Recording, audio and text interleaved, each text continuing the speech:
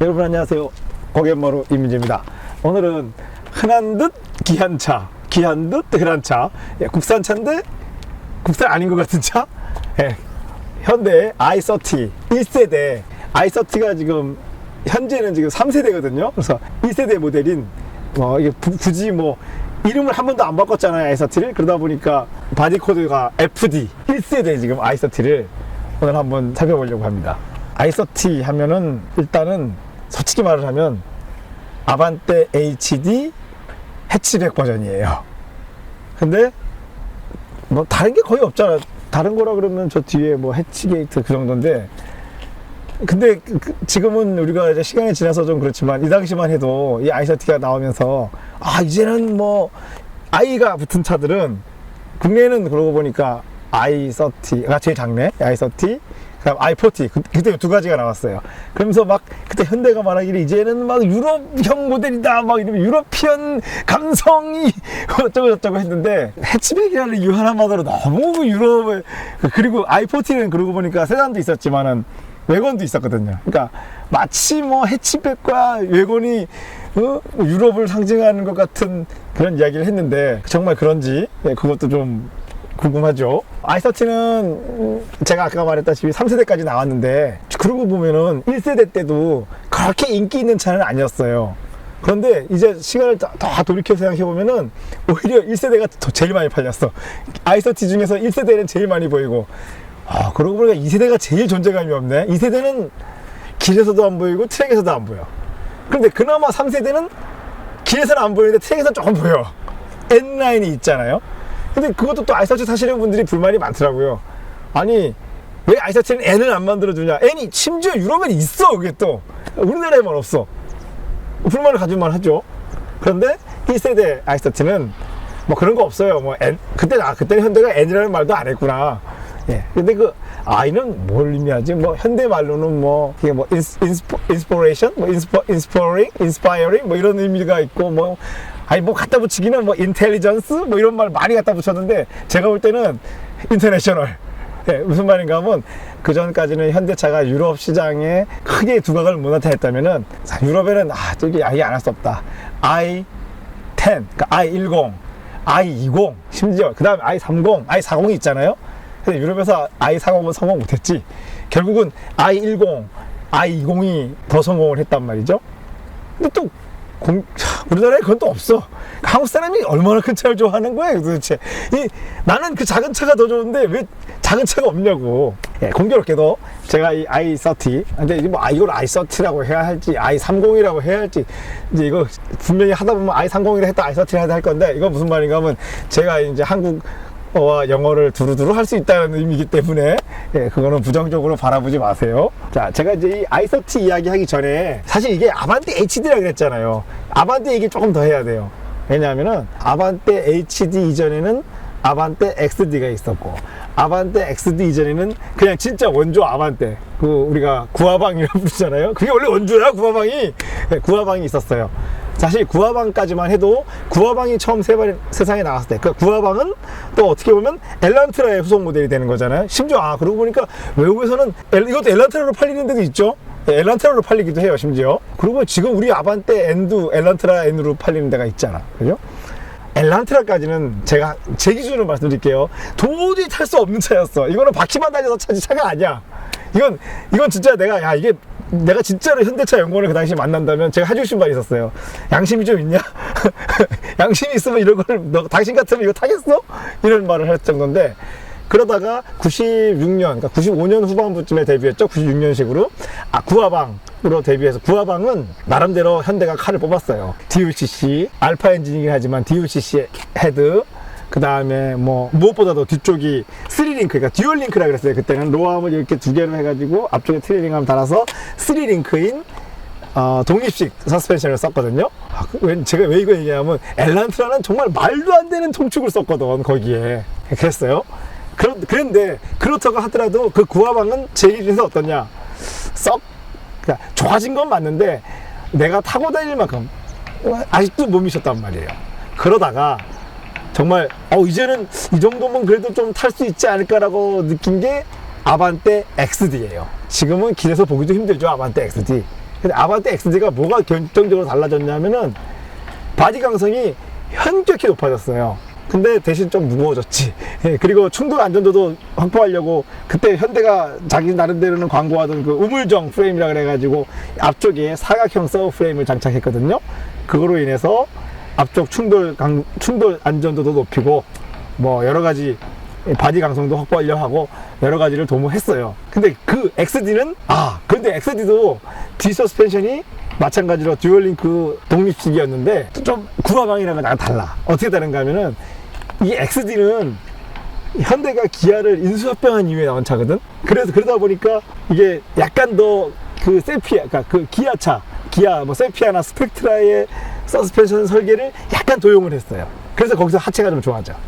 이제 그러고 보니까 또 구화방은 그러면 갑자기 또 왜 멀티링크를 넣냔 말이야 뒤에다가. 그게 왜겠어요? 세피아 때문이지. 경쟁차인 기아의 세피아. 근데 이게 또 말이 또 기아의 세피아지. 자꾸 돌아가요. 사실 기아 세피아는 우리 엘란 편의 리뷰 댓글에 어떤 분이 그랬죠.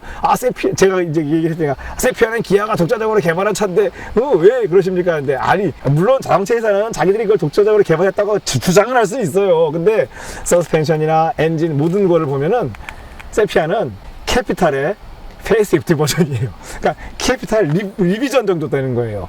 그럼 또 캐피탈은 이거 안 할 수가 없다 역시 역사가. 캐피탈은 마즈다 파밀리아 예요. 마즈다 차예요. 마즈다 323 정도 되죠. 그러니까 그거는 마즈다를 그냥 거의 그대로 들었다고 봐야 돼요. 자, 마즈다가 항상 제가 이야기하지만 하체 설계에 심혈을 기울인 회사이기 때문에 그 당시 기아차들이 하체가 정교했단 말이에요. 그거에 비하면 그 당시 현대차는 그런 거 신경을 안 썼어. 현대차는 그 당시만 해도 미쯔비시 계열차를 만들었으니까요. 미쯔비시 자체가 서스펜션 별로 관심이 없는 회사 같아, 내가 볼 때는. 그 당시에 그 현대나 미쯔비시 플래그십인 우리 가크렌저라 그러잖아요. 미쯔비시 대보네요. 그 서스펜션 보면은 얘들은 지금 구르마 회사인가? 이 정도 느낌이 들 정도예요. 이걸 지금 여러분 못할 정도예요. 그런데 어쨌거나 그거에 비하면 그 당시 마츠다는 뭐 우리가 포텐샤, 말이 포텐샤지, 그것도 마츠다 루체, 마츠다 929라는 차예요. 서스펜션에 신경을 쓰던 마츠다 차하고 나름 경쟁을 하려다 보니까 현대가 구화방에 그런 정교한 서스펜션까지 가게 된 거예요. 그러다가 XD가 왔죠. XD도 뭐 거기서 조금 재질이 바뀌었지만 기본 설계는 바뀌지 않았다가 HD, 그러니까 아반떼 HD, 그리고 이 i30 FD. 이게 HD하고 형제차라서 FD구나. 난 이게 FD라 그래가지고 사실 마츠다 RX-7 FD가 자꾸 생각나거든. 그거는 뭐 FA, FB, FC, FD 이렇게 나왔단 말이에요. 근데 얘는 왜 갑자기 FD일까 생각해보니까 아반떼 애가 HD구나. 그러니까 FD구나. 하여튼 HD, FD 오면서는 마찬가지로 D가 멀티링크이긴 한데 그 XD하고 또 달라요. 훨씬 더 진보된 설계를 하고 심지어는 이제 이때의 방식을 조금 개량해서 현재까지도 현대 기아차가 FF 베이스의 SUV나 승용차들에 쓰고 있는 서스펜션, 그러니까 이때 완성된 거라고 봐야 되죠. 그래서 이 차가 의미가 있다는 거죠. 이 차가 i30 FD가 2007년도에 데뷔해서 2011년까지 그래도 18, 19, 20 만 4년 조금 넘게밖에 판매를 못했어요. 그러니까 현대차가 그렇죠. 한 모델이 만 4년 조금 넘게 판매했다는 거는 보나마나 판매가 싹 마음에 들지 않았다는 얘기인데 그 후속 모델은 어쩔 거야.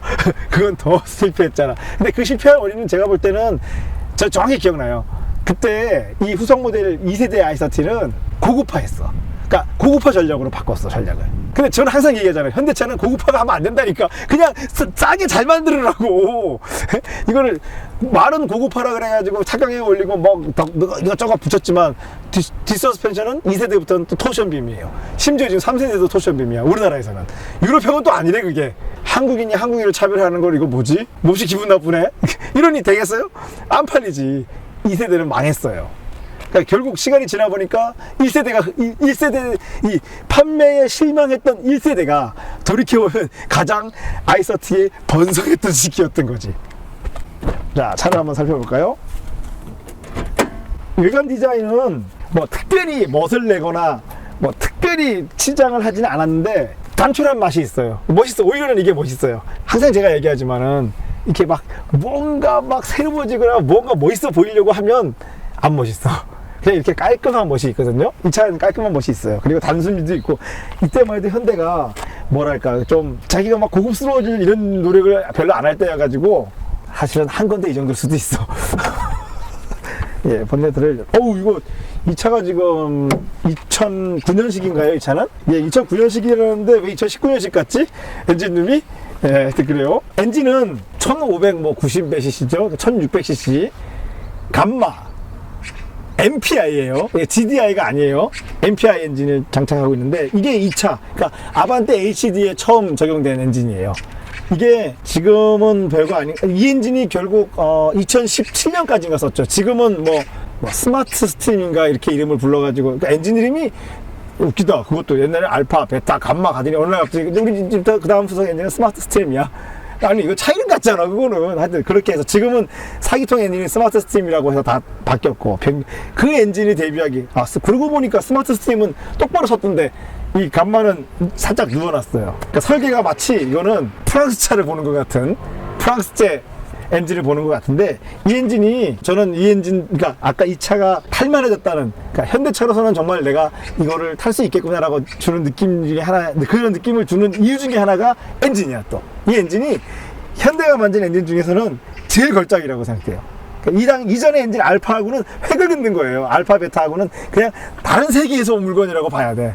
이건 뭐 알파 베타 엔진은 저기 구석기 시대에서 왔고, 그러니까 신석이 뛰어나고 갑자기 초기 시대가 됐어. 그도 그럴 것이, 현대자동차가 이 당시에 수많은 해외의 유수한 엔진들을 모두 분석해서 좋은 방식들을 다 도입했거든요. 뭐 CVVT, 뭐 이미 아시겠지만 Continuous Variable Valve Timing 기구도 갖추고 있고, 그 다음에 이 당시로서는 획기적인 타이밍 체인, 그러니까 현대차가 이전까지는 다 타이밍 벨트였어요. 밸브 구동 방식이. 근데 타이밍 체인을 도입했어요. 과감하게. 거기에다가 좀 세부적으로 보면 또 많아요. 보면 알루미늄 블럭. 엔진 자체가 알파나 베타는 주철 블럭이거든요. 이게 알루미늄 블럭이에요. 이 알루미늄 블럭이 무게가 가벼워져서 굉장한 장점이 되기도 하는데, 그로 인해서 문제가 생기죠. 실린더 스크래치 문제가 있어요. 이 차도. 포르쉐만 그런 게 아니야. 이 엔진도 그래요.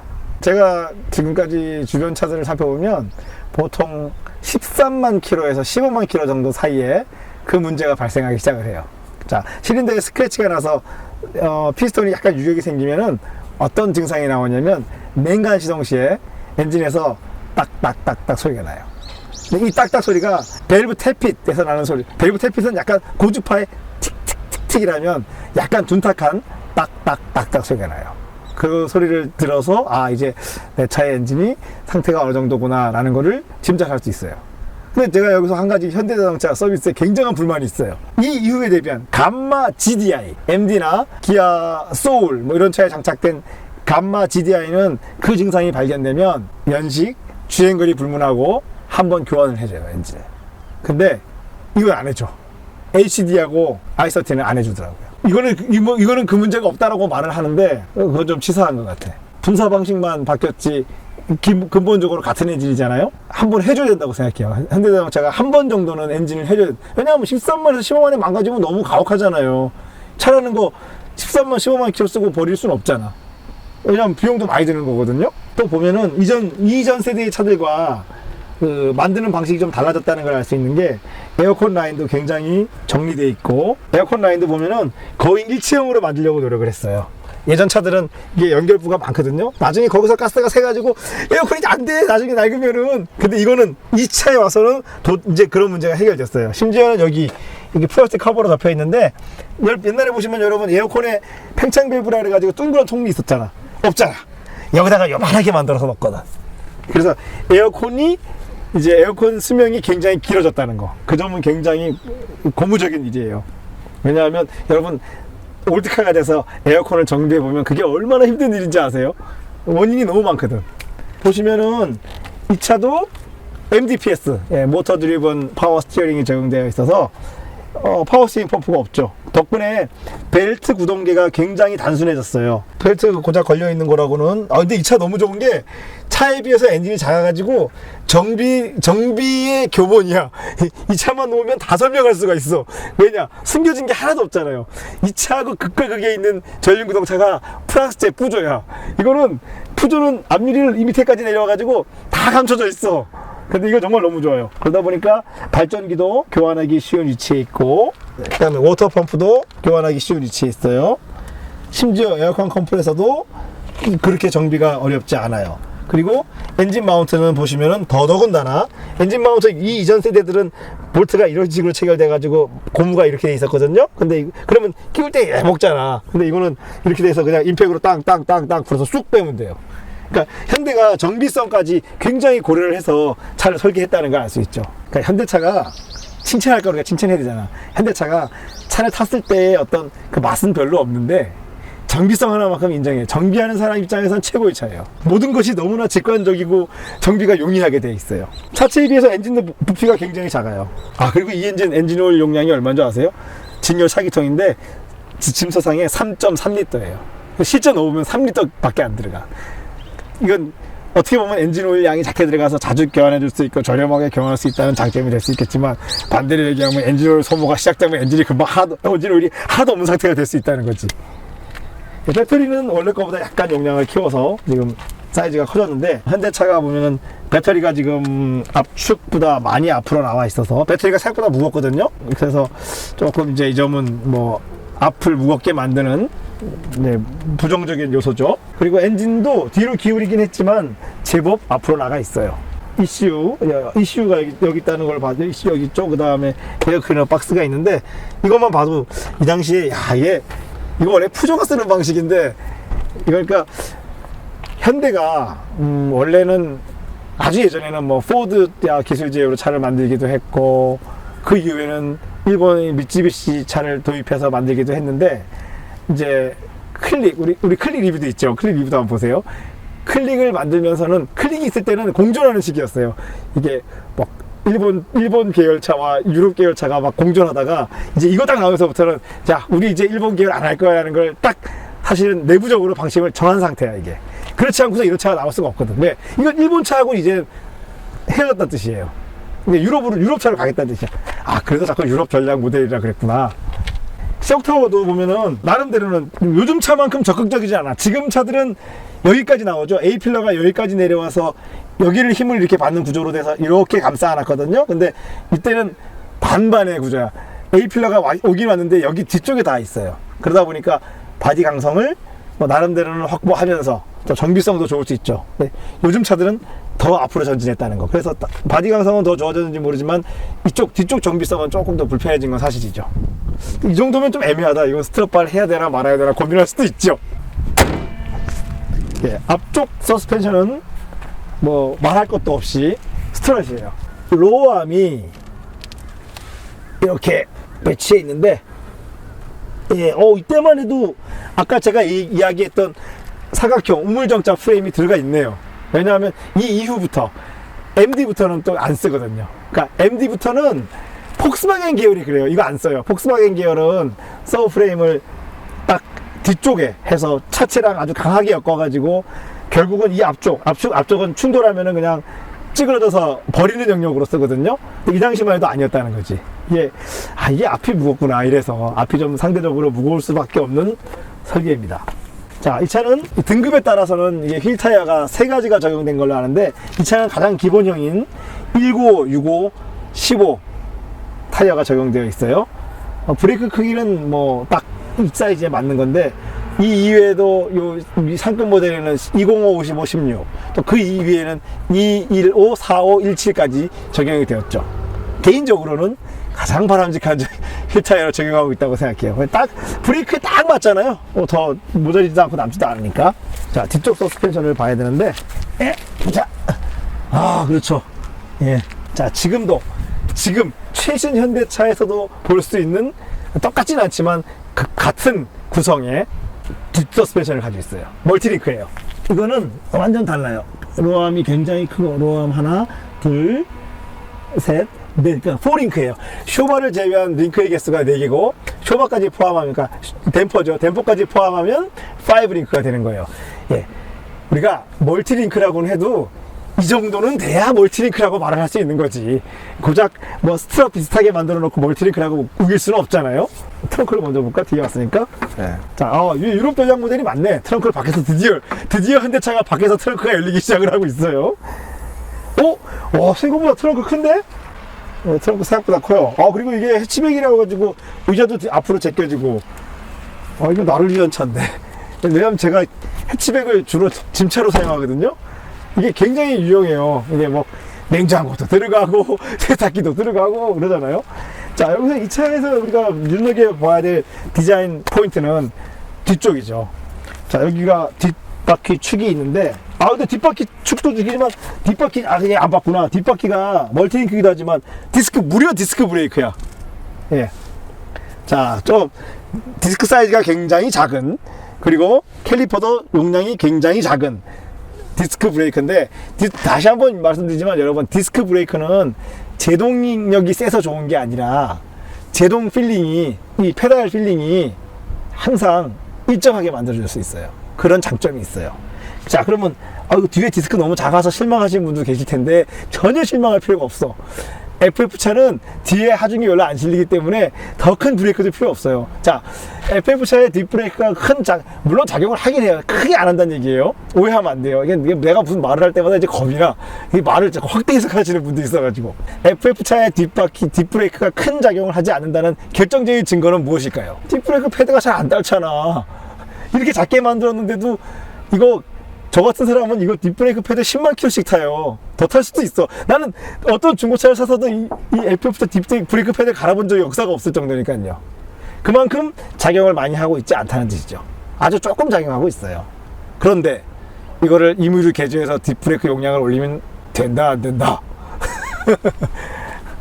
그래서 그다음 이 차는 뒷축 바깥으로, 자, 트렁크가 우리가 일반적으로 세단에 HD에 비하면 트렁크가 있어야 되는 자리에 트렁크가 별로 없단 말이죠. 근데 그러고 보니까 HD도 트렁크가 그렇게 길지는 않아. HD가 보면 이렇게 돼가지고 약간 트렁크가 둥글뭉술하다가 대충 짧게 간단 말이지. 그래서 내가 HD를 좋아한다고. 아마대 중에 HD가 제일 좋거든, 내가 타보면은. 근데 이거는, 자, HD보다 더 짧죠, 뒤가. 근데 단점은 있어요. 이 테일 게이트, 뒤에 해치 게이트가 무거워요.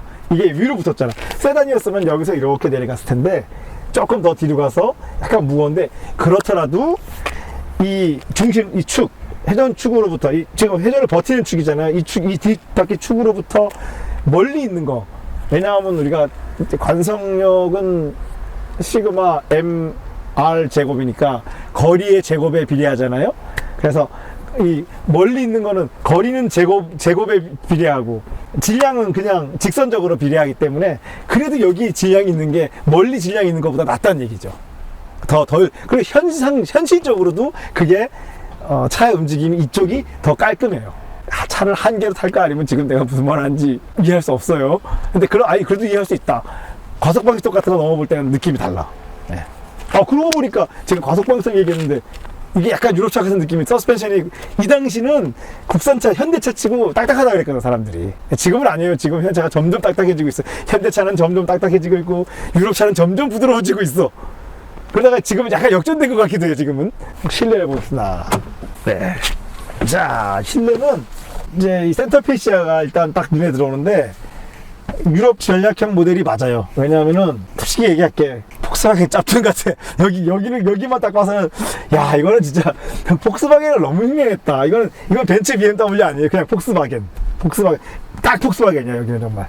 그런데 거기도 약간 좀 현대를 섞었어요. 유럽인이었으면 하지 않을 것 같은 이렇게 이상하게 약간 휜 곡선과 이상하게 생긴 스위치들. 이거 유럽은 이렇게 안 하죠. 다 네모나게 딱 하죠. 이건 아시아인들은 할 수 있어. 근데 계기판은 점수를 주지 않으려 않을 수가 없어. 계기판은 단순하면서도 시인성도 좋고, 이건 그냥 여기에는 그냥 제가 100점 주고 싶었는데 100점 안 줘. 왜? 90점. 왜냐? 이 색깔 때문에. 이거 이 당시에 보면은 아우디, 폭스바겐은 빨간색이었고 BMW도 그 이전까지는 빨간색을 썼거든요. 이런 것 같아요. 이게 보니까 유럽 애들이 여기다가 빨간 거 쓰니까 우리는 좀 다르게 파란 거 해야지 하고 했는데 이거 시성이 똥망이야. 이거 밤에 막 가다가 보면은 나 숫자가 어른거려가지고 보이지를 않아요. 차라리 이럴 것 같으면 요즘 그냥 하얀색 있잖아요. 그냥 색깔. 그러고 보니까 내가 이제 더 이상 얘기할 필요가 없는 게 요즘은 이거 쓰지도 않잖아요. 다 버렸잖아요 이제. 요즘은 이제 컬러죠. 그냥 LCD 디스플레이가 들어가서 이제는 그냥 다 컬러풀이에요. 근데 하여튼 당시로서는 이랬는데 굳이 이렇게 파래야 할까? 근데 이게 또 웃긴다. 이 당시 기아는 또 빨갰어. 근데 기아 빨간 거는 새빨갰죠. 좀 덜 빨개. BMW는 엄밀히 말하면 빨갛지 않았어. 오렌지 빛깔이었지. 아우디가 빨갰구나.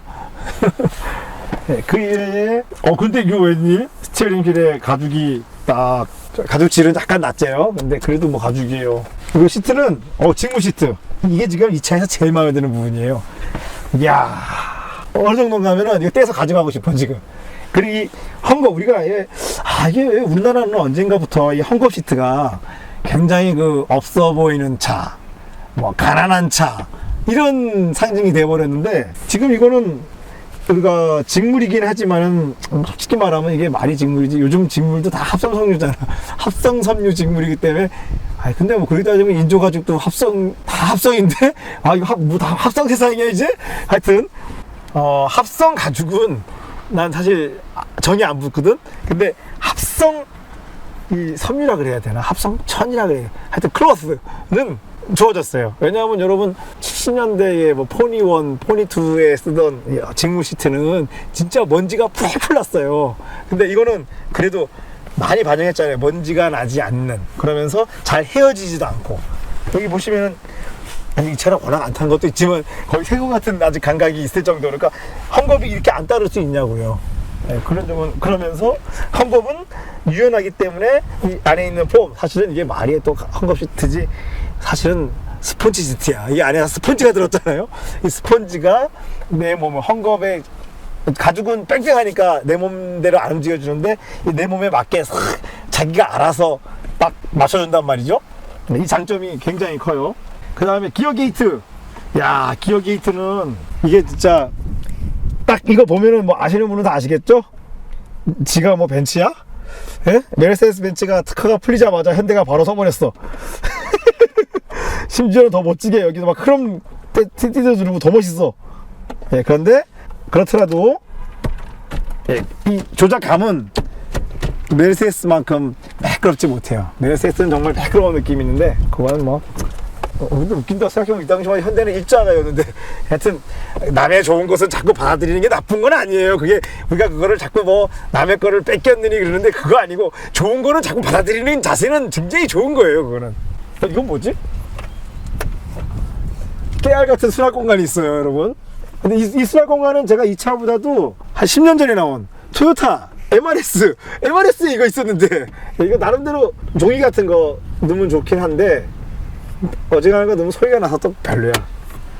근데 이 당시만 해도 오디오에 CD가 있어요. 보시면 여기 CD가 하나 들어가요. 그 이외에 보면 헤드룸 좋아요. 시트도 높낮이도 조절되고 여기 높이도 조절되거든요. 높낮이도 조절되고. 근데 여기 연료탱크 뚜껑 열어주는 연료탱크 뚜껑 열어주는 레버가 있는데 아직까지는 아시아차를 탈피 못했어. 이게 유럽차에 이게 없거든. 뒷좌석을 가볼까요? 우와! 의자는 약간 앞뒤가 짧은 거는 불편한데 일단 넓어. 이거 뭐 이러니 메르세데스 벤츠 C클래스나 BMW 3 시리즈가 욕 처먹을 만도 해요. 이런 차가 있는데, 이렇게 넓은 차가 있는데, 게다가 지금 이 차는 뒷자리에 앉은 김에 서스펜션 얘기를 해야겠구나.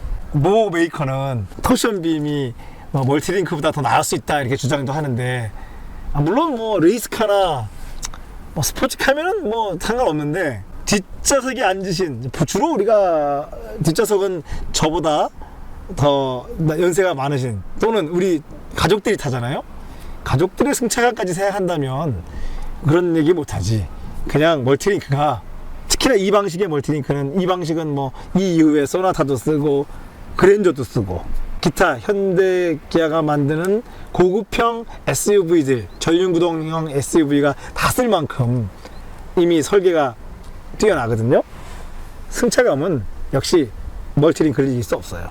참 이게 차가 묘해요. 고급스러우면 하나도 없는데 싫지가 않아. 정의가 이상하게 차가.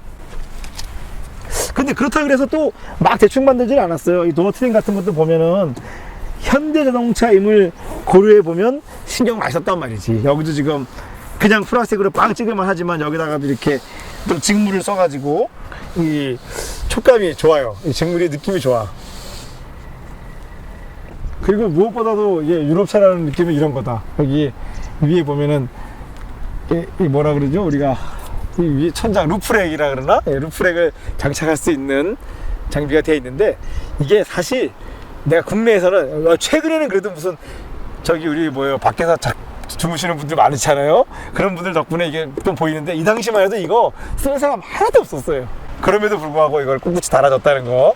유럽차 맞잖아요. 그러면은 자, 이 정도로 살펴봤으면 한번 주행을 가보도록 하겠습니다.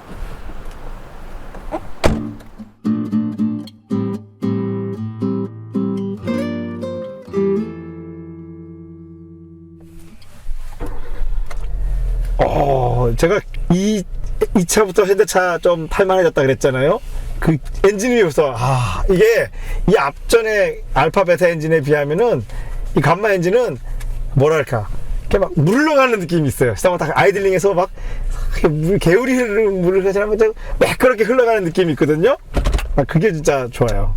그리고 스타트 모터 소리가 경쾌해. 예. 제가 그거 아시죠? 저희 집이 3층이거든요. 네. 제 집에 이렇게 누워서 여름에 창문 열고 누워서 동네 차들이 시동 걸어 나가는 소리 들리거든요.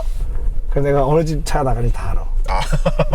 차마다 스타트 모터 소리가 다 다르잖아. 그렇죠. 예. 심지어는 자동 변속기, 수동 변속기가 또 달라요. 그렇죠, 그렇죠. 예. 예. 그거 들으면은 이제 그 소리를 어느 차인지 유추해서 어느 집 누가 나가는지 내가 알 수 있어요. 약간 수동 변속기가 약간 엔진이 약간 건조한 느낌이 약간 모터 소리가. 예. 예, 맞아요. 지금 이게 15인치 타이어잖아요. 예. 그런데 이 정도니까 주변에 이거 딱딱하다 소리 안 할 수가 없겠는데? 예. 저는 사실 주변에 이 차가 있는데 그 차는 17인치 타이어가 장착되어 있었어요. 그럼 그래서 후기형인가 보네요. 그런가 봐요. 예. 탈 때마다 네. 뭐 이렇게 딱딱하냐? 이랬거든요. 그래서 저는 15인치는 굉장히 말랑말랑할 거라고 기대를 했는데 내 기대가 처참히 무너져 버렸어. 지금 전혀 안 말랑말랑해요. 뒤에도 딱딱해요. 되게 딱딱하죠. 예. 요즘 순정도 스페셜 아까 확인했잖아 우리가, 그죠? 이게 그러니까 이때만 해도 현대자동차가 유럽형 이러면은 무조건 딱딱해야 되는 줄 알았던 거야. 약간 극단적인 세팅을 한것 같아요. 원래 그런 거 있잖아요. 왜 저기 서울 못 가본 사람이 서울 이러면은 막 서울 느낌 주려고 세게 가는 거. 예, 그런 느낌이야. 유럽 못 가본 사람이 막 유럽 처음 가니까 막 오버했던 거지. 근데 좀 너무 딱딱하다. 딱딱한 거는 뭐 소스 자체가 딱딱한 거라 타이어를 바꿔도 뭐 소용이 없겠네요. 지금 이 타이어로 이 정도 딱딱하면요 뭘 해도 안 돼요. 그렇다고 해서 뭐 튀거나 그럴 정도는 아니에요. 댐퍼가 굉장히 딱딱하네. 좋아요. 나쁘지 않아요. 근데 변속기가 이게 지금 자동 4단이잖아요. 네. 이게 처음 출발이 얼마나 이게 헌뜩하게 나가는지 진짜 엄청나거든요. 근데 그 다음 딱 한 번 딱 느끼고 그 다음에는 이거 왜 이러냐, 그냥 무난한 느낌이죠. 근데 엔진이 좋아요. 이게 사실 이 차는 변속기가 엔진을 못 따라가요. 이게 정말 오게 튀네. 이 당시에 현대자동차가 5단 자동 변속기만 했었어도 진짜 지금 길이 남을 명차가 될 수 있는데 딱 변속기가 오게 튀예요. 분명히 이거 유럽 전력형 모델이라 그랬잖아요. 근데 지금 여기 방향키 시등 레버 조작 감촉은 유럽 근처도 못 가겠는데? 유럽은커녕 아시아도 벗어날 수 없는 정도의 이 레버 조작감이야. 유럽차는 조작할 때 삭삭한 게 있는데 예. 이게 어쩔 수 없이 탁탁거리는. 이때만 해도 현대자동차가 거기에 대한 개념이 없었네요. 그리고 조작할 때 예. 세게 하지 않습니다. 탈 사람. 그렇죠. 그러니까 어떻게 하면 이렇게 싼마이 느낌이 날까라는 느낌이 그런 생각이 들 정도의 조작감이고, 그 다음 또 한 가지 놀라운 거는 이 MDPS 이 차가 지금 적산 주행거리가 36,000km 밖에 안 돼요, 여러분. 그러면 거의 지금 신체 같은 상태인데, 그래서 뭐 이게 이 차가 지금 오래돼서 MDPS 상태가 나빠졌다 이런 말을 할 수도 없어. 거의 지금 차 상태는 세차 컨디션이거든요. 그런데 이 뭐지? 이 MDPS에 내가 지금 차를 운전하고 있는 건지 플레이스테이션을 하고 있는 건지 약간 착각이 들 정도의 이 조작감이 있어요. 생각해보니까 2007년에 데뷔했잖아요. 와, 이게 거의 현대자동차가 만든 1세대 MDPS예요. 저는 이 MDPS를 클릭으로 경험했거든요. 근데 클릭은 처음에 유압식으로 나오다가 나중에 뉴클릭이 되면서 MDPS가 됐단 말이죠. 근데 이거는 출시부터 MDPS인데 거의 같은 시기에, 맞아요, 2006년, 2007년 이때 데뷔했거든요. 그러다 보니까 말로 할 수 없는 이질감. 야, 이게 MD만 가도 아니거든요. 근데 HD는 맞아, 옛날에 HD 샀을 때 계속 이랬어요. 근데 일상 평지에서는 지금 이 4단 자동 변속기도 불편한지 모르겠네요. 이게 근데 오르막 가면 불편해. 이거 제가 새벽에 네. 서울에서 타고 왔을 때 네. 초기 속도는 뭐 전혀 답답한 게 없는데 네. 이게 아무래도 4단이다 보니까 네. 110에서 120 넘어간 그 구간이 탄력을 안 받으면은 그렇죠. 거의 뭐 리미트 걸린 것 같이 나가지가 않더라고요. 왜냐면 4단이니까 거기가. 예. 그래서 그때는 이거예요. 이걸 하면 돼요. 3단 잠깐 넣어서 쫙 가속하시다가, 그래서 3, 4단이 좌우로만 돼 있잖아요. 많이 쓰라고. 네. 그래서 예전 같으면 여기 오버드라이브 스위치가 있었거든요. 네, 맞죠. 근데 그게 오버드라이브 스위치 배선이 잘 끊어져서 4단이 안 들어가는 차가 많았어요. 그래서 아예 없애버리고 그냥 이거 게이트로 하면 되니까 그거만 조금 적극적으로 하면 돼요. 근데 그렇더라도 보면 3단하고 4단 기압비는 꽤 크죠. 이게 정말 과도기다. 이 4단 자동 변속기가 일본 계열에서 온 전유물이거든요. 예. 근데 이제 유럽을 표방하는데 4단으로 갔다니. 근데 또 그렇게 말하기 힘들어. 푸조는 끝까지 4단이었으니까 자동 변속기가. 정말요? 예. 그리고 여기 지금 창문 조작 스위치, 이런, 이때만 해도 현대자동차가 이 스위치에 대한 조작감에 대한 개념이 없었어요. 예, 전혀 없었는데, 또 신기한 거는 오디오 스위치는 폭스바겐의 그 느낌이 있어요. 그러니까 요 센터 페이스에만 유럽 감각이 있네.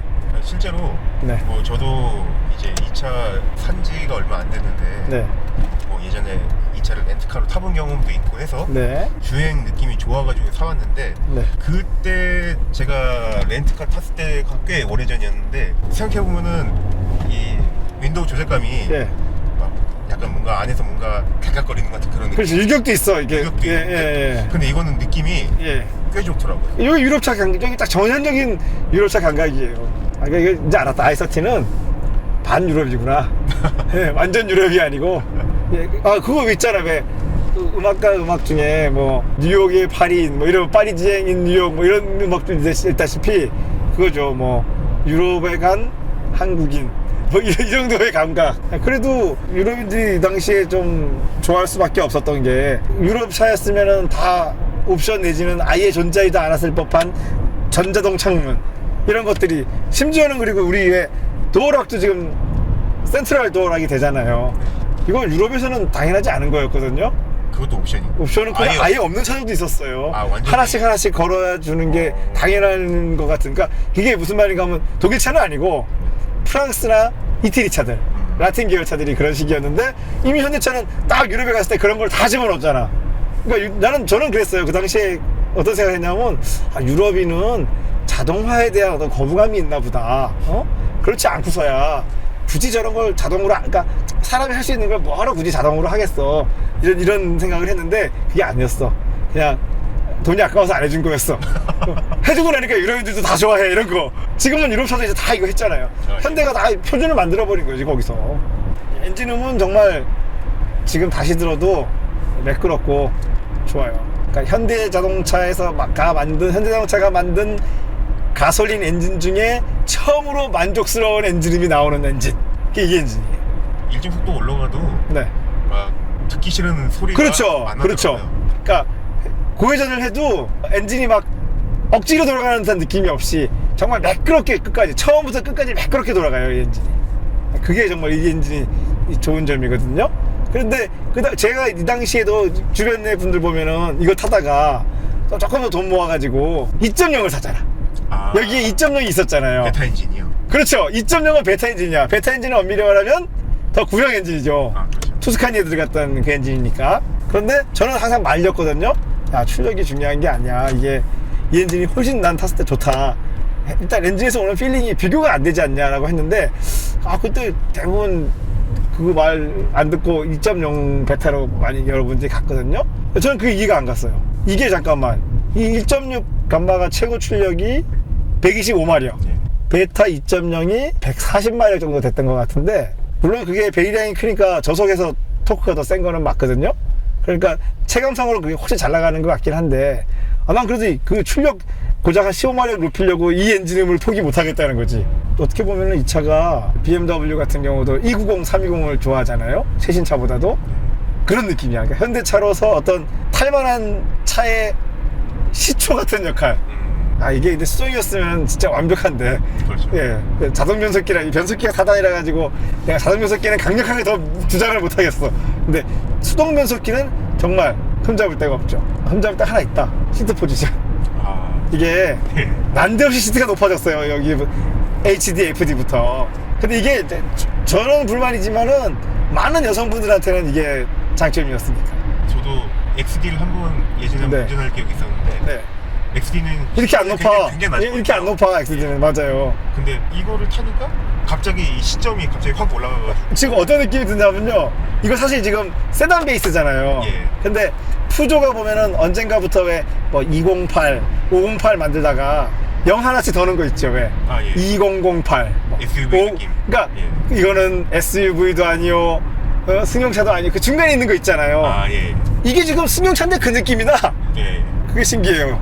시트 포지션이 높으니까 네. 그나마 썬루프가 없는 차를 고른 게 다행이라고 생각합니다. 그렇죠. 근데 그런데도 또 시트가 높은데도 헤드룸은 또 넉넉해. 예. 그러니까 천장이 뻥거 솟았다는 뜻이지. 그렇죠. 근데 이게 MD 가서 사라지잖아요. 네네. HD에서 MD를 가면서 차가 납작해졌어요. 네. 그러니까 HD가 좀 약간 뻥거 솟아. 맞네. 이거 그냥 말이 승용차지. 아까 푸조는 공을 하나 더 넣었다 했잖아. 그래 이거 만대야. A를 하나 더 집어넣었어. 근데 이 엔진 정말 진짜 좋네요. 보시면은 봐요. 지금 우리가 지금 국도길에서 여기 80km 도로에서 80km 가거든요. 자, 2000하고 3000rpm에서 가는데, 자, 2000, 3000rpm에서 공진음 내지는 부밍음이 하나도 없어요. 예. 보통은 이렇게 옛날 엔진들 여기서 왜 약간 부하가 걸리는 듯한 붕 하는 느낌이 있거든요. 그거 없이 정말 싹 돌아가요. 근데 이게 VVT의 역할이 커요. VVT가 들어가서 가변 밸브 타이밍이 들어가면서 회전 영역 별로 최적화되어 있잖아요. 그래서 이렇게 살아있는, 진짜 이거는 엔진이 살아있는 것 같은 느낌이 들어요. 이 VVT가 안 들어가면 이 느낌을 못 줘. 악셀을 자꾸 더 밟게 돼요. 이 엔진의 회전 질감이 지금 좋아서. 굉장히 매끄럽고 또 네. 차도 되게 사뿐하게 나가니까 그럼요. MDPS 얘만 좀 어떻게 하면 되겠다. 아니 MDPS 직진성이 왜 이렇게 불안한 거야 이거.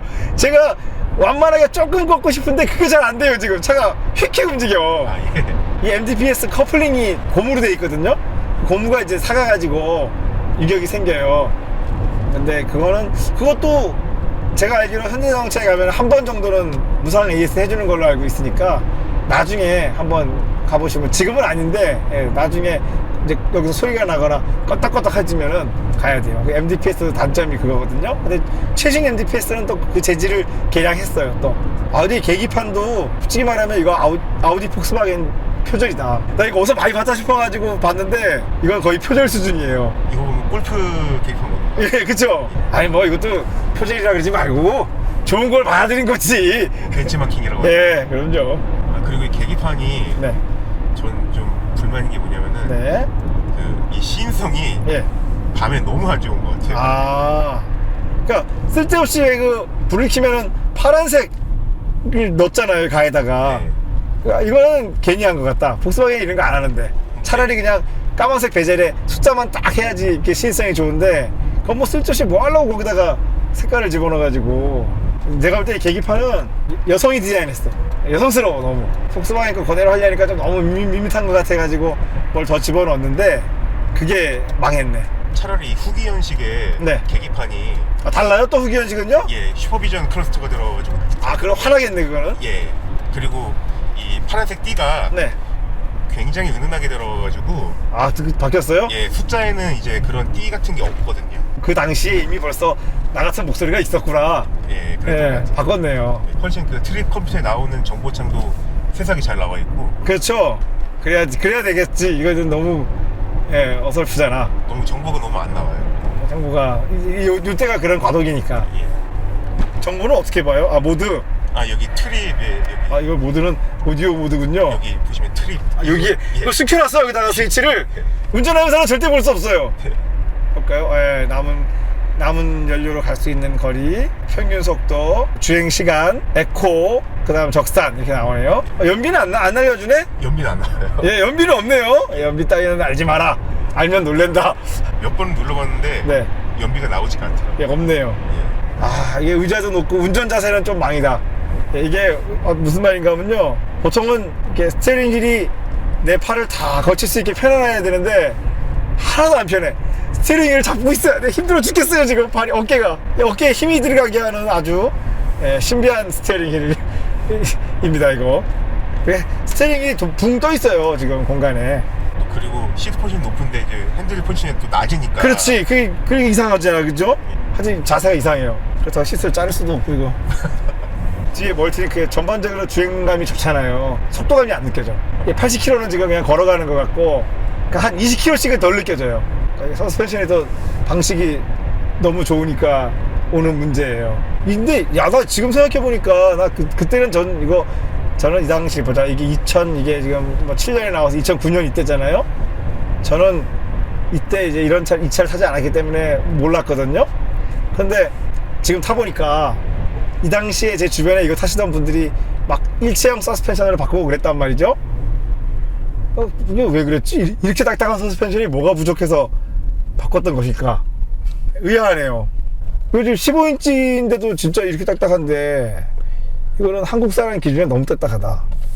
그래도 뭐 스티어링 휠에도 각종 스위치가 있고요. 아 근데 이게 다르구나. 이게 제가 아침에도 공교롭게 푸조를 타고 왔잖아요.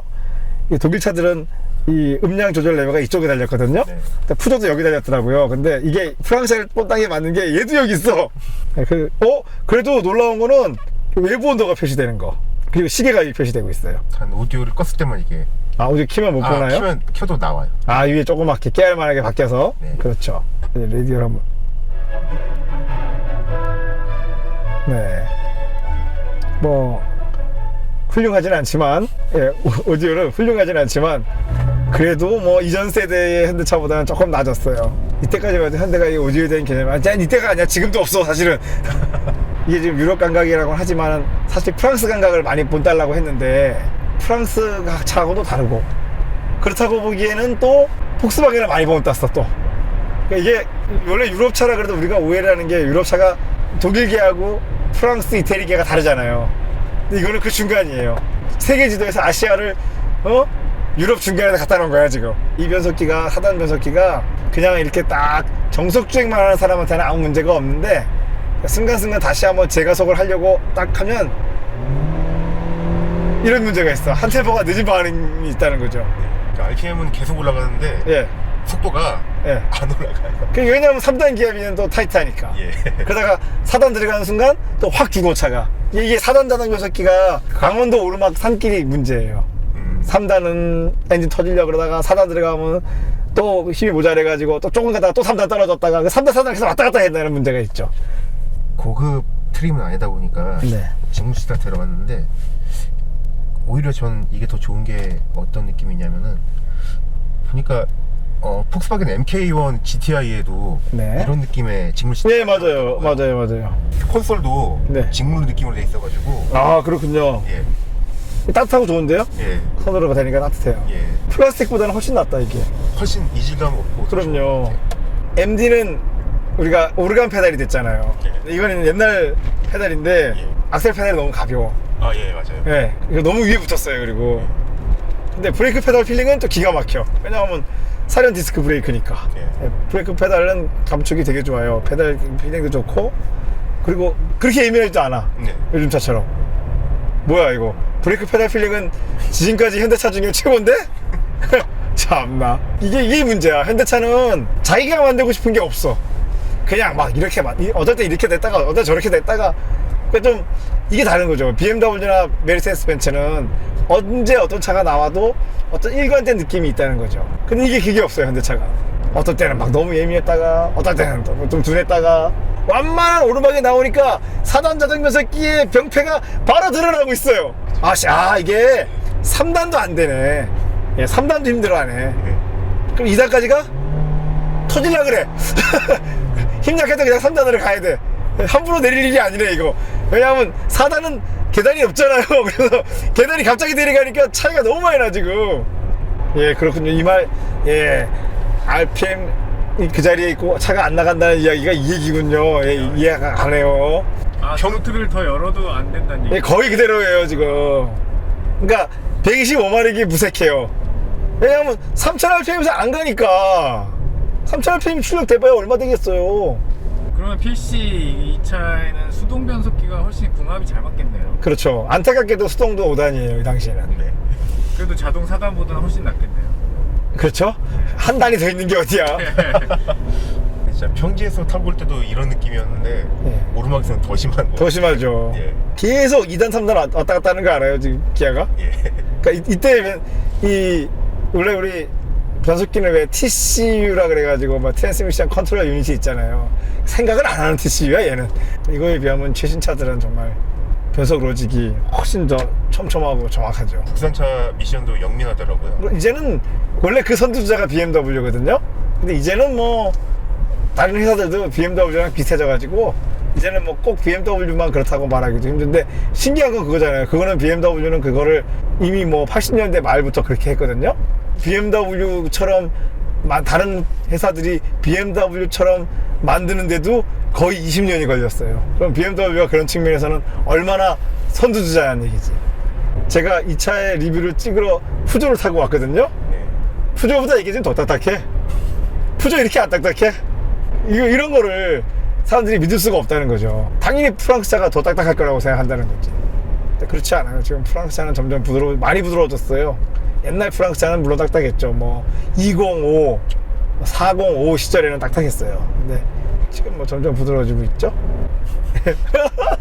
웃음밖에 안 나와요, 여러분. 지금 변속기가 이거 정말 어쩔 줄을 모르고 허둥지둥 되는다는 표현밖에는 쓸 게 없어. 그래도 공조기는 이게 지금 트림이 좀 있어서 그런지 전자동식이네요. 네. 근데 그것도 바람 세기, 예, 모드, 스위치가 직관적이진 않아. 예, 바람 나오는 방향을 바꾸려면은 하나씩 해봐야 되는 상황이잖아. 네. 그죠? 네. 맞죠? 탁 바꾸는 게 아니잖아요. 네. 그 누르는 질감 때문에 네, 그래도 약간의 그나마 용서가 예, 되는. 그렇죠, 용서가 됩니다. 그래도 오토모드도 있고 예. 있을 건 다 있네요. 오프 스위치가 더 큼지막하게 따로 있는 것도 굉장히 인상적이다. 데뷔한 시기로 따지면 이제 거의 15년이 돼 가잖아요, 이 차가. 예, 그런 거 치고는 지금 타봐도 4단 자동 변속기만 제외하면 별로 꿀릴 게 없어요. 현역으로 그냥 쓸 수 있을 정도예요. 그리고 이 이후에는 이제 감마 엔진이 GDI가 됐잖아요. 그 당시는 MPI 다음에 나온 게 GDI라서 GDI가 더 나중에 나오고 더 나은 것 같았지만 지금 시점에서 생각해보면 현대가 또 GDI 다 버렸단 말이야. 그리고 다시 MPI로 갔잖아요. 물론 뭐 지금이랑 조금 다르긴 하지만 좀 더 진화된 MPI이긴 하지만은 어쨌거나 GDI 차들이 우리가 지금 이 시점에서 GDI 차를 타보면은 말도 안 되는 노킹 문제, 뭐 카본 문제 이런 문제가 있거든요. 그거에 비하면은 오히려 MPI가 더 오래 쓸 수 있다는 거지. 지금은 그렇지만 앞으로 10년 후에 이 엔진이 살아남을까, 이 후속 모델인 GDI가 살아남을까 라고 생각을 해보면 이게 살아남겠죠. 현대가 한번 엔진 블록 교체해준다는 전제하에 안 해주면 못 살아남아요. 10만 킬로를 넣으면은 네, 실린더라고 이쪽에다 라이너를 박는 게 좀 아니, 될까요? 그냥 블록을 하나 새로 사면 되죠. 싸니까. 그러니까 우리가 포르쉐 같은 경우는 라이너를 박는 개조를 해요. 네. 근데 국산차는 굳이 그럴 이유가 없다는 거예요. 그냥 블록을 사면 되니까. 야, 이게 사단 변속의 단점 하나 더 발견했어요. 내리막에 엔진 브레이크가 아예 없어. 야, 이거 진짜 너무하네. 야, 그러니까 이 당시 변속기는 이게 진짜 신기한 게 유럽 감각을 모든 걸 다른 건 다 유럽 감각인데 변속기는 일본 감각이야. 아직까지. 이 당시 옛날 소나타나 다 이랬거든요. 사단 자동 변속기가 이랬는데 그냥 그 옛날 현대차 사단 자동 변속기의 그 단점을 그냥 다 가지고 있네. 내리막에서 아예 다운시프트 따위 같은 걸 하지도 않아. 내가 해야 돼요. 이거에 비하면 BMW 변속기들은 얼마나 엔진 브레이크를 적극적으로 쓰는지 아세요? 심지어 BMW는 4단 시절에도 그랬어요. 내리막 가잖아요? 기어가 3단으로 딱 떨어져요, 자기가. 물론 이제 스포츠 모드를 놨을 때. 이코노미 모드는 아니야. 스포츠 모드에 갔을 때. 근데 이건 지금 아예 그런 모드가 없잖아요, 지금. 에코 모드만 하나 있습니다. 어딨어요? 그 에코 모드가 변속기 로직만 바꾸는 게 아니잖아. 그렇죠. 엔진 출력도 제한하는 거잖아요. 예. 그게 아니라 그 당시 BMW는 딱 변속 로직이 있거든요. 따로. 근데 약간 번거롭다. 왜냐면 아까 3단 놨다가 나도 모르게 잊어버려. 그리고 막 가다가 이게 RPM이 왜 이렇게 치솟지? 아 맞다, 참 내가 아까 3단 놨지? 이렇게 되잖아 이게. 자기가 알아서 해야지. 내가 운전하면서 계속 내가 지금 몇 단인지 생각할 수는 없잖아요. 하지만 FF차 중에서는 굉장히 만족스러운 사실 코너링을 보여주는 것도 맞아요. 아직 우리가 온 김에 코너 한번 가보지 뭐. 왜냐면은 이게 어떤 느낌이 있냐면은 세단류들은 코너를 이렇게 경쾌하게 돌아간다는 느낌이 없거든요. 근데 이 차는 정말 제가 원래 FF는 해치백이 제일 좋다고 그랬잖아요. 자, 그 말을 정확히 증명이라도 하듯이 보시면은 이게 코너를 가보면은 경쾌하잖아요. 그리고 위화감이 하나도 없어요. 예, 깔끔하게 돌죠. 그러니까 이게 사실 코너를 도는 것도 뒤가 길면 여진이 남아요. 그러니까 남아요. 마지막까지 먹은 거 액션이 늦게 크게 나오는 게 있거든요. 이 해치백들이 그 뒤늦게 나오는 쓸데없는 잡 모션이 없어. 절도가 있더라고요. 예, 그래서 깔끔해요, 코너링이. 근데 한편으로는 그것 때문에 조금 예민하게 느껴질 수도 있죠. 근데 뭐 그래봐야 FF차인데 뭐 얼마나 예민하겠어요. 그리고 이 차가 네. 럭셔리 등급인데 네. 이때 그럼 등급이 어떻게 돼요? 맨 밑에부터. 맨 밑에가 아마 트렌디였을 거고. 트렌디. 그다음 디럭스, 럭셔리, 프리미어, 익스트림, 탑. 참. 몇 개가 있는 거예요? 아니, 뭐, 얼마나 팔 거라고 무슨 트림을 이렇게 많이 나눴대. 그런데, 이건 지금 뭐죠? 이거는 딱 중간 럭셔리 트림이에요. 네, 역시, 예. 제가 이 차를 봤을 때 있을 줄 알았던 옵션이 하나가 없더라고요. 야, 뭐요? VDC가 없더라고요. 그러니까 우리가 흔히 말하는 ESP. 그러니까 자체적 여기서는 VDC라 그러죠. 뭐, 비클, 다이나믹스, 뭐, 컨트롤, 뭐 이런 식이 되겠죠? 예. 그게 없어요? 예. 저는 상관없는데. 없으면 좋지, 뭐. 맨날 끄는 것도 귀찮은데. 근데 이게 사실 모든 운전자에게는, 그게 그럼 옵션이었다는 얘기인가요? 럭셔리는 아마 옵션이었어요. 그렇군요. 지금은 그게 국내 법상 의무사항이에요. 예. 근데 이 당시는 의무가 아니었기 때문에 선택사항이었다는 얘기죠. 다소 조금 어이없네요. 안전을 돈 주고 사란 얘기지. 룸밀러에 ECM 기능이 안 들어가 있어요. 그거는 너무 바라지 마세요. 왜냐하면 그 액정 룸미러 얘기하시는 건데 그게 오래되면 액정이 흘러가지고 망가져요. 이렇게 하면 되잖아, 손으로. 라틴 계열, 그러니까 프랑스인이나 이태리인 감각에서는 이거 지금 굉장히 옵션이 많은 거예요. 이제 한국인의 감각에서는 아니야. 독일인의 감각에서도 이것도 옵션 많은 건데 우리나라에 들어있는 독일 차들이 폭스바겐마저도 옵션을 많이 넣어가지고 온단 말이죠. 유럽인들이 그런 거 보면 짠돌이야. 옵션에 손 안 쓰잖아요, 잘. 이거는 아예 기본으로 넣어줬으니까 산 거지. 이것도 아마 유럽에서 옵션 나눠서 더 싼 버전이 있었잖아요. 그러면 그 사람들은 그거 골랐을걸? 지금 우리는 너무 당연하게도 이 사이드미러 조절이 지금 이거로 되잖아요. 전동으로 되잖아요. 심지어 지금 사이드미러가 접히기도 하잖아. 이게 얼마나 놀라워요. 이 당시 벤츠도 안 접히는데. MDPS가 장거리 주행에 이 어깨를 굉장히 피곤하게 하네요. 불필요하게 이제 카운터를 살짝 치게 하는. 그렇죠. 보타가 계속 들어가야 되는 단점이 있어요. 근데 이제 이런 게 시합할 때는 문제가 없어요. 어차피 뭐 시합은 이래 힘드나 저래 힘드나 다 힘드니까 그냥 무게만 가벼웠으면 좋겠어. 근데 이게 일상에서는 조금 불편함이 있군요. 특히나 이게 고속주행 하시는 분들이 또 그런 얘기를 하거든요. 불편하다고. 나름대로는 공감이 가네요. 그리고 제가 이 차 보기 전에 비슷한 해치백으로 볼보 C30을 한번 탔어요. 볼보? 볼보 C30? 뒷모습 이상하게 생긴 차. 그렇게 가격이 또 이 차랑 비쌀걸 지금? 비슷해가지고 새 차는 이거에 한 2배가 넘었을 텐데 중고차 가격은 이거랑 비슷한 차. 직렬 5기통. 좀 애매한 좀 기통수. 고민하다가 결국은 이걸 하긴 했는데 더 잘하셨어요. 이게 더 잘. 왜냐하면은 일단 직렬 5기통 엔진이 길다는 거는 그만큼 고장이 잘 난다는 뜻이고, 그 차가 볼보가 미리 말하면 지금 볼보라면 한번 망했다가 다시 생긴 거잖아요. 부품 수급도 좀 애매하고 유지비도 굉장히 많이 들어요. 그렇다 그래서 연비도 나빠, 그 차가 또 의외로. 물론 럭셔리한 건 그래도 럭셔리해요. 그런데 오래 탄다는 측면에서 보면 유지 보수가 쉬워야 되는데 차 자체가 단순하고 또 정비성도 좋고 부품도 싼 이 차가 압승이지 뭐. 이제 볼보가 타는 맛은 좀 있긴 있어요. 배기량이 크니까 이게 2.4잖아요. 배기량에서 오는 토크감도 좀 있고 너무 혹독하다. 그 차는 사소한 사고만 나도 폐차해야 될걸요? 외판 값이 워낙 비싸니까. 아, 예. 해치백이 네. 또 우리나라는 또 약간 좀 저평가되는 부분이 있지 않습니까? 그래도 옛날에 비해서는 해치백이 지금 제가 볼 때는 그래도 많이 팔려요. 예. 아직까지는 그래도 한국 사람이 해치백 이러면은 젊은 사람이 타는 이게 이 모델 막 이때까지는 안 그랬어. 이때까지 안 그랬는데 요 다음 모델 i30부터는 뭐 PY니 어쩌니 하면서 마치 나이 먹은 사람은 사면 안 될 것 같은 젊은 사람들만의 전유물인 듯한 그런 식으로 광고를 했는데 내가 볼 때 그게 망한 거지 뭐. 그런데 나이 먹은 사람이 살 수 있겠어 그거 보고? 근데 의외로 이거는 나이 드신 아주머니들도 주변에 지금 많이 애용하고 있거든요. 그렇잖아요. 차라는 거를 팔려면은 소비층을 자기가 제한할 필요는 없잖아. 두루두루 쓸 수 있게 해줘야지. 그런 점에서 이게 훨씬 더 가용 범위가 넓다고 봐요. 그게 좋은 차지. 그 2세대는 뭐 TX 옵션 들어가가지고 막 여러 가지로 외관을 치장할 수 있는 부분이 굉장히 많더라고요. 그러니까 이제 그게 그런 거잖아요. 그거는 처음 산 젊은 친구들이 차의 본질을 바꾸는 게 아니라 자꾸 차에다가 치장을 하고 싶어서 안 달라는 사람들을 심리를 이용한 건데 결국 그 전략이 우리 못 갔잖아요. 그냥 이렇게 단촐하게 기본형으로 딱 가는 거. 저는 이게 진짜 성숙한 자동차 문화라고 생각되거든요.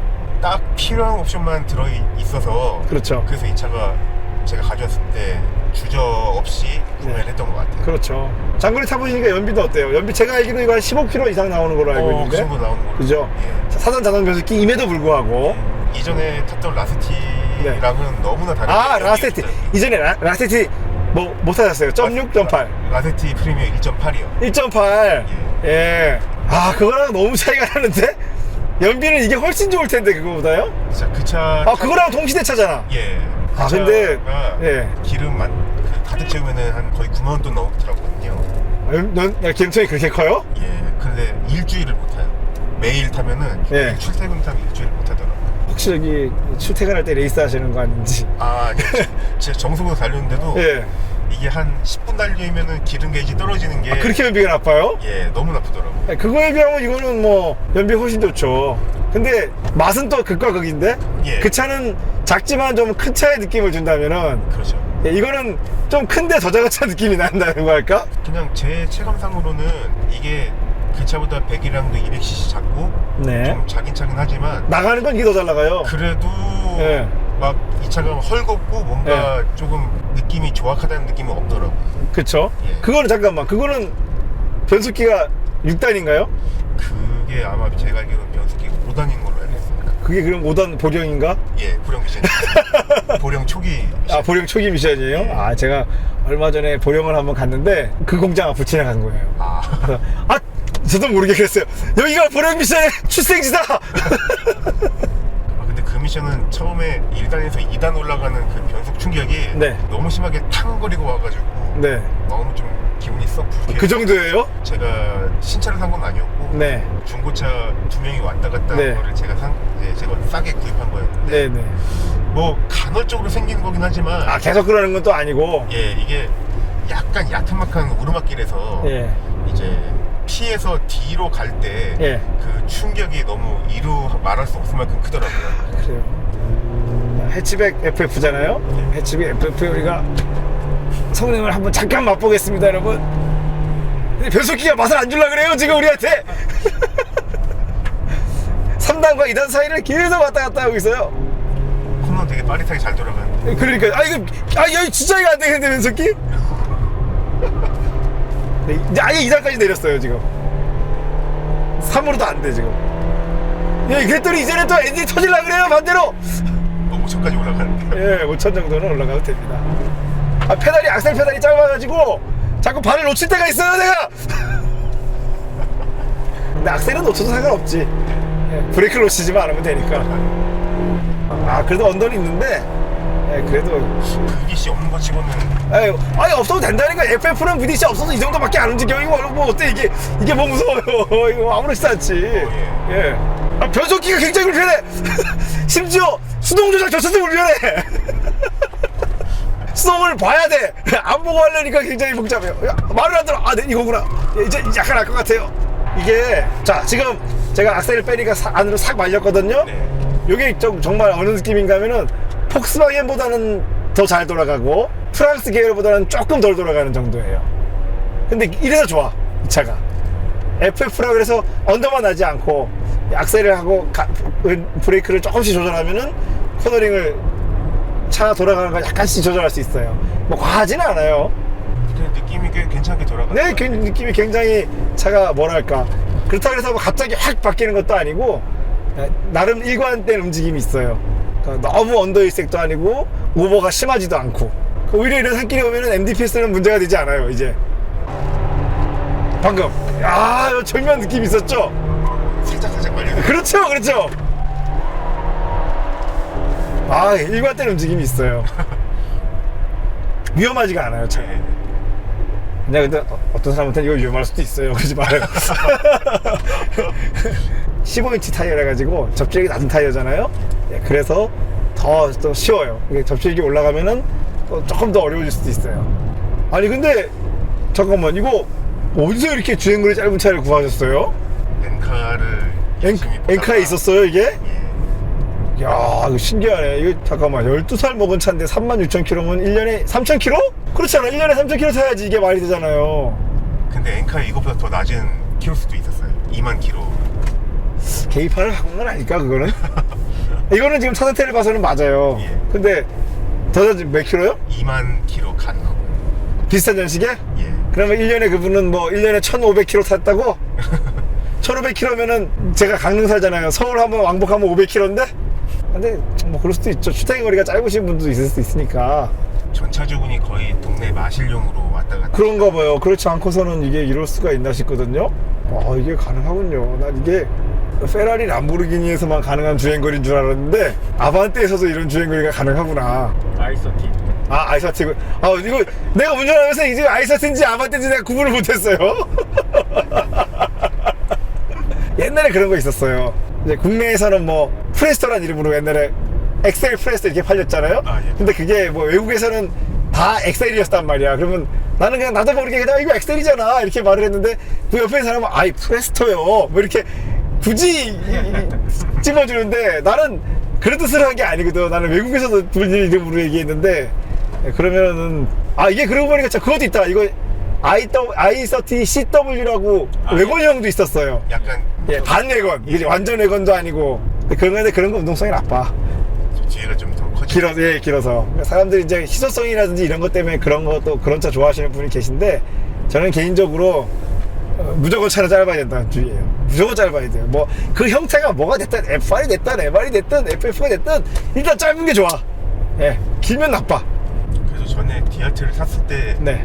할 수 없던 이런 와인딩을 타보니까 재미있는. 여기서 디아트라 하면 마티즈 디아트입니다, 여러분.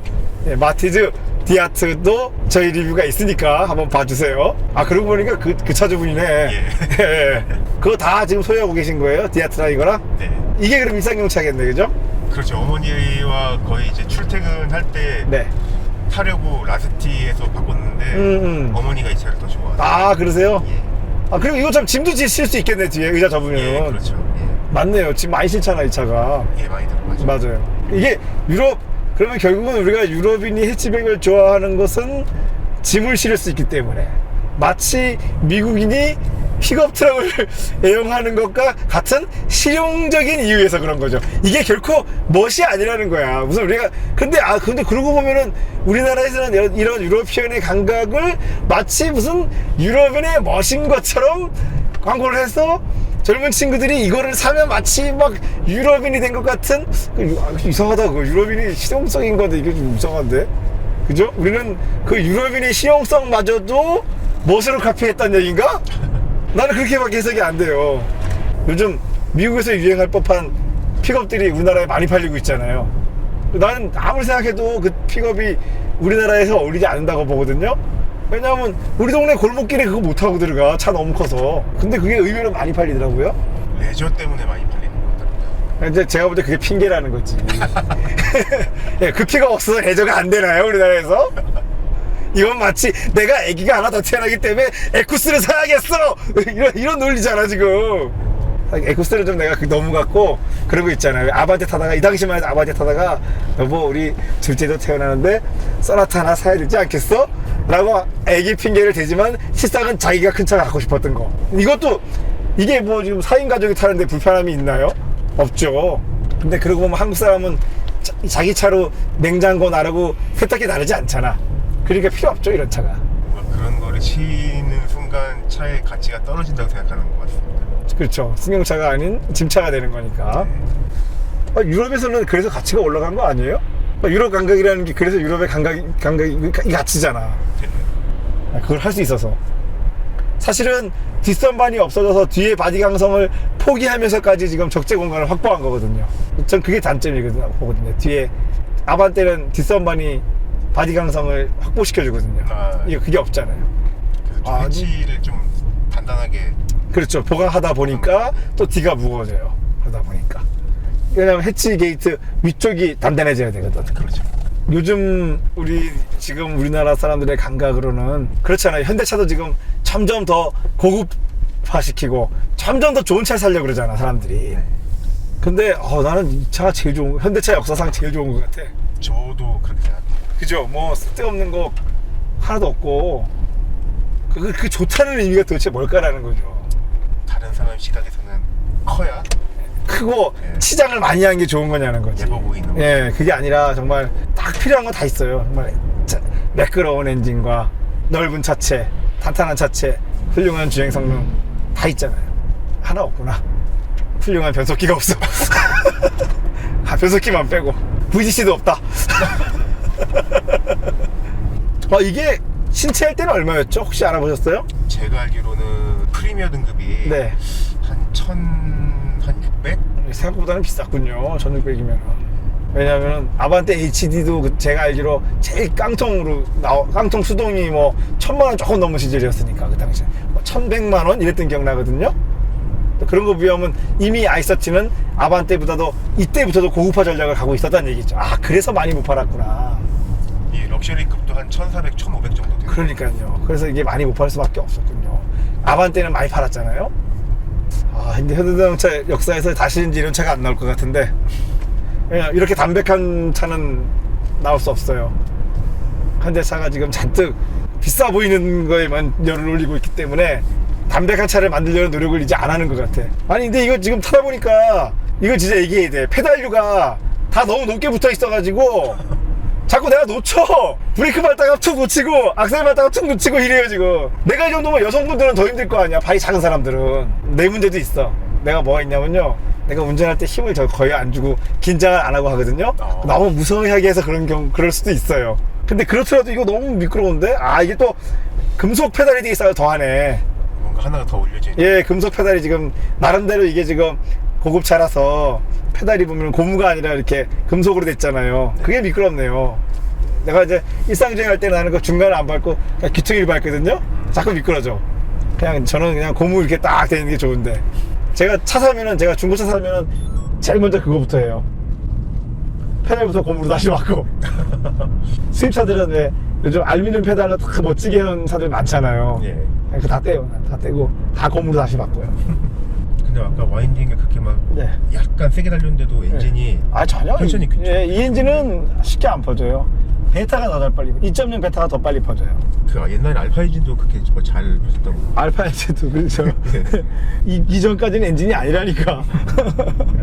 그러니까 뭘 하면 안 돼요. 그건 살살 다녀야 돼. 그걸 아니까 내가 그만큼 밀어붙이는 거예요. 이 엔진은 사실 아까 저 밑에 끝까지 풀로 밀어붙여도 안 퍼져요.